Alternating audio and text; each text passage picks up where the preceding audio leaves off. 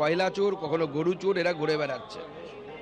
আমি বলবো যে যুব সমাজকে এদেরকে আইকন না করে যারা ঘুরে বেড়াচ্ছে এখন, বিবেকানন্দের মতো প্রতিভাকে আইকন করুন এবং এই চোরেদেরকে এখান থেকে হটানোর প্রচেষ্টা করুন। নচেত এই মাটিতে বিবেকানন্দের মতো প্রতিভা জন্ম নিতে পারবে না। কারণ এই ধরনের প্রতিভা সেই সময় যারা বাংলা নবজাগরণের সময় যারা জন্ম নিয়েছিলেন, তারা সেই জন্য জন্ম নিতে পেরেছিলেন কারণ বাংলার পরিবেশ মাটি সেই রকম ছিল। বর্তমানে সেটা নেই। যুবরাজ আসবে, বাংলার রাজা, বাংলার রাজ পরিবার, আমাদের কি করার আছে? আমরা প্রজা। আমি তবুও ভাবলাম যে স্বামীজির সবার আগে আমি গিয়ে মালাটা দিই, কমসে কম একজন সৎ লোকের হাতে মালাটা পান স্বামীজি, নাহলে চোর জোচ্চোররা এসে মালা দেবে স্বামীজির চরণে, ওটা দেখতে খারাপ লাগে।